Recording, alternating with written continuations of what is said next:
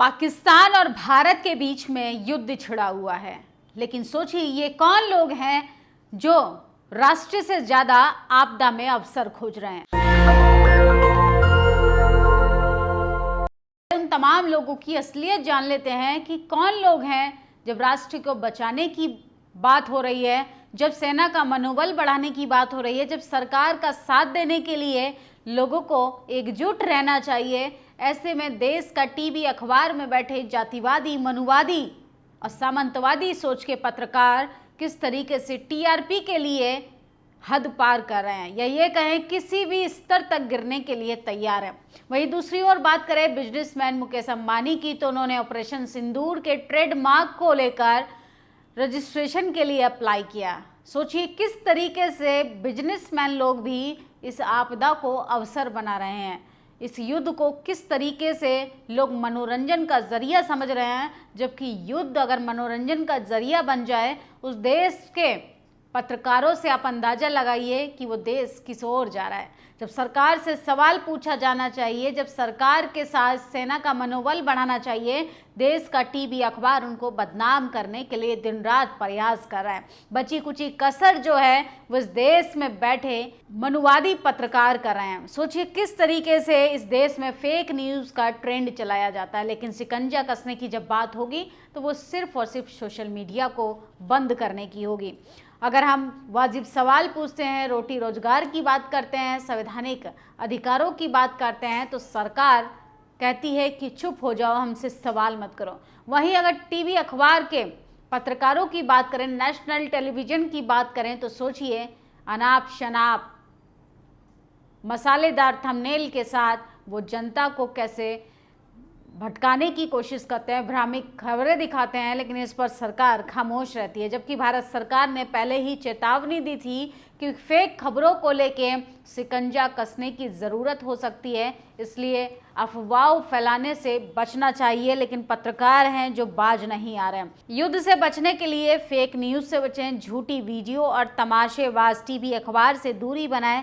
इस एडवाइजरी को बार बार पढ़ें और लोगों को भी पढ़ाएं। किस किस्म की साजिश के शिकार होने से बचें, संयम रखें, शांत रखें। सोचिए देश का पूरा प्रशासन व्यवस्था सरकार की गाइडलाइंस चीख चीख कर कह रही हैं कि आपको घबराने की ज़रूरत नहीं है, आपको संयम रखने की ज़रूरत है। लेकिन सोचिए लॉकडाउन याद है किस तरीके से कोरोना महामारी में लोगों को डराने का प्रयास किया। लग रहा था दुनिया का अस्तित्व ही खत्म हो जाएगा, भारत में कोई एक इंसान नहीं बचेगा। ये सिर्फ और सिर्फ टीवी अखबार के फेक खबरें फैलाने की वजह से लोग दहशत में आ गए और कई लोगों की जानें चली गई।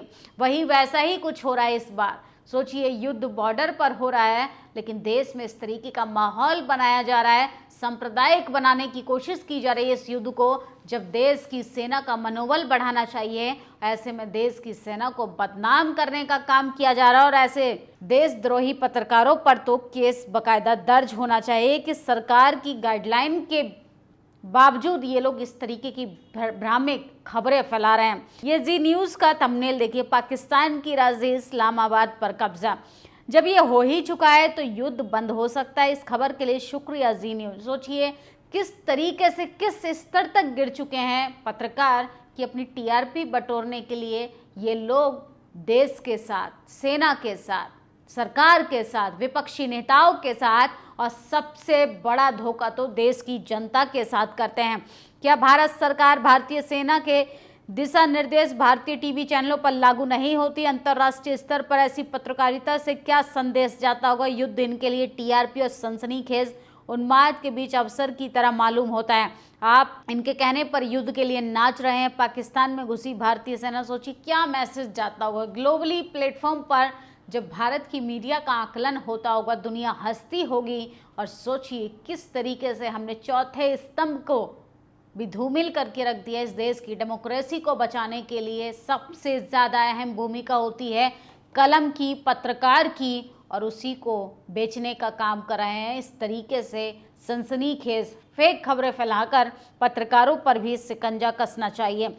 द वायर को ब्लॉक कर दिया गया, नॉट एक्सेप्टेबल। एट ऑल हरगिज स्वीकार नहीं किया जाएगा। तो सोचिए, सोशल मीडिया को बैन किया जा रहा है, 4 PM यूट्यूब चैनल को भी बंद कर दिया गया है, प्रसून वाजपेयी के यूट्यूब चैनल को बंद कर दिया गया है। लेकिन क्या सरकार की गाइडलाइंस जो हैं वो सिर्फ सोशल मीडिया के पत्रकारों पर लागू होती हैं? इस देश के जो मेन स्ट्रीम मीडिया है उस पर लागू नहीं होती है। जी न्यूज़ हो, आज तक हो, सोचिए कोई भी कसर बाकी नहीं रह गई। इन लोगों ने इस देश के किस तरीके से सुरक्षा का मजाक बनाने का काम किया है। अंजना ओम कश्यप, श्वेता सिंह, तुरंत कार्रवाई होनी चाहिए। नाजुक वक्त में ये लोग फेक न्यूज़ फैला रहे हैं, बता रहे हैं सुसाइड अटैक हुआ है, और ये इकलौता मौका नहीं, फेक न्यूज़ फैलाने का इनका इतिहास रहा है। तो सोचिए, देश का टीवी अखबार नोटबंदी होगी तो फेक खबरें चलाएगा, नोटबंदी के फायदे गिनवाएगा। कोरोना जैसी हालात में जब जनता को बचाने का प्रयास हो रहा था, ऑक्सीजन की कमी थी, तो कैसे लोगों को डराने का काम कर रहा था इस देश का टीवी अखबार। ये 2 महिला अफसरों की वाहवाही हो रही है। ऑपरेशन सिंदूर का मोर्चा संभाला है, एक बहुजन महिला है, दूसरी मुस्लिम महिला। मनु महाराज और तुलसीदास दुबे आज जिंदा होते तो महिलाओं की तरक्की देखकर फूट फूट कर रोते। जो कहते हैं कि महिलाएं पैर की जूती होती हैं, जो कहते हैं महिलाओं को कंट्रोल में रखना चाहिए, अरे वो लोग देखें कि महिला जब शिक्षित होती है वो राष्ट्र के लिए भी लड़ती है, परिवार के लिए भी लड़ती है, समाज के लिए भी लड़ती है। तो महिलाओं का शिक्षित होना बेहद जरूरी है। हर चुनाव में वोटिंग के दौरान ईवीएम को लेकर सवाल उठते हैं। माननीय बहन जी खुद इस पर कई बार सवाल उठा चुकी हैं। अमेरिकी राष्ट्रपति ट्रंप, अमेरिकी के टेक्नोलॉजी किंग एलन मस्क ने ईवीएम के लिए खतरा बताया। लेकिन सोचिए किस तरीके से टीवी अखबार ने सारे मुद्दों को डाइवर्ट कर दिया। और विंग कमांडर भूमिका सिंह मैम को सादर प्रणाम। मैंने आज देशवासियों से वचन करता हूं, तो मेरे आने वाली परिवार में कोई बच्चा होगा तो मैं उसका नाम भूमिका रखूंगा। तो सोचिए, विंग कमांडर भूमिका को भी लोग बहुत ही ज़्यादा उनकी सराहना कर रहे हैं, उनकी हिम्मत की दाद दे रहे हैं। तेजस्वी यादव की टीवी चैनलों से अपील है। भारतीय सेना की तैयारी को लेकर, मीडिया कवरेज को लेकर दुख और चिंता जताते हुए आरजेडी नेता ने कहा था कि मीडिया को फेक खबरों से बचना चाहिए। और सोचिए किस तरीके से भारत पाक जंग में बहुत बड़ी खबर, ऑपरेशन सिंदूर राउंड 2। तो दिन रात बैठकर ये लोग 72 घंटे से देश में आग लगाने का काम कर रहे हैं। सरकार से एक बात पूछनी चाहिए कि क्या जाति, पार्टी, वैचारिक सहमति देखकर आप लोग चैनलों को बंद करते हैं? टीवी चैनल पर बैठकर ये लोग दिन रात फेक खबरें फैलाते हैं, सांप्रदायिक माहौल बनाने की कोशिश करते हैं, नफरत को बढ़ावा देते हैं। आखिर इन लोगों पर कब शिकंजा कसने की कोशिश की जाएगी? भारत सरकार के रक्षा मंत्रालय ने अपनी 26 अप्रैल की गाइडलाइन एडवाइजरी को दोबारा याद दिलाया। साफ करें, लाइव कवरेज के नाम पर ये पत्रकारिता मत करो। सोशल मीडिया से लेकर नोएडा फिल्म सिटी के लक्ष्य क्या भारत सरकार के निर्देशों का उल्लंघन कर रहे हैं? तो सोचिए, गाइडलाइंस जारी होने के बाद देश का टीवी अखबार के पत्रकारों का ये हाल है। अब तो मुझे पत्रकार कहने में भी खुद को शर्म आती है कि पत्रकारिता का जो काम होना चाहिए, असल में वो काम छोड़कर इस देश में सब कुछ हो रहा है। मिर्च मसाला लगाकर किस तरीके से सनसनीखेज खबरों को दिखाया जाता है और लोगों को भ्रमित किया जाता है। इतने तनावपूर्ण माहौल में इनकी मूर्खता जारी है। हवा में मार गिराए पाकिस्तान के कई मिसाइल। किस तरीके से फेक थंबनेल देकर लोगों को डाइवर्ट किया जा रहा है, उनके ज़रूरी मुद्दों पर कोई बात बहस नहीं कर रहा है। मीडिया के लिए रक्षा मंत्रालय ने एडवाइजरी जारी की, सूत्र आधारित जानकारी साझा करने से बचे। लेकिन मीडिया के चैनलों को जब बंद करने की बारी आएगी तो यूट्यूब चैनलों को बंद किया जाएगा, सोशल प्लेटफॉर्म को बंद किया जाएगा। असल में असली जहर तो देश के टीवी अखबार में बैठे पूंजीपति पत्रकार फैलाने का काम कर रहे हैं। ये पत्रकार नहीं, रिटायर मेजर नहीं, सब गिद्ध हैं।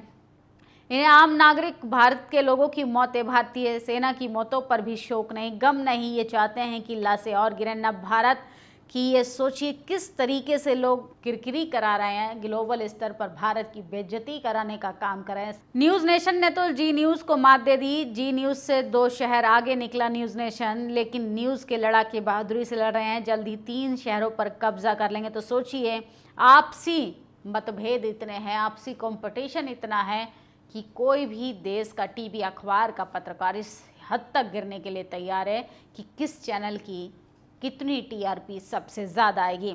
आज टीवी न्यूज़ का जो आलम है, हमें बोलने में शर्म आएगी कि हम टीवी न्यूज़ में काम करते हैं। प्रभाकर कुमार मिश्र हैं, ये पत्रकार हैं। इन्होंने कहा है कि शर्म आती है देश की पत्रकारिता के हालत देखकर। कहने के लिए लोकतंत्र को बचाने के लिए चौथा स्तंभ है, चौथा स्तंभ ही किस तरीके से नंगा नाच करने के लिए मजबूर हो गया है, ये बात सरकार के साथ तमाम लोगों को सोचने की ज़रूरत है जो देश के साथ धोखा कर रहे हैं। आपकी क्या प्रतिक्रिया है इस खबर पर? अपनी राय जरूर दें। शुक्रिया।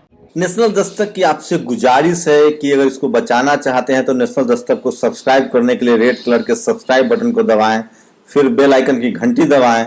नेशनल दस्तक को बचाने के लिए बहुत जरूरी है कि हर खबर को शेयर करें, लाइक करें, कमेंट जरूर करें।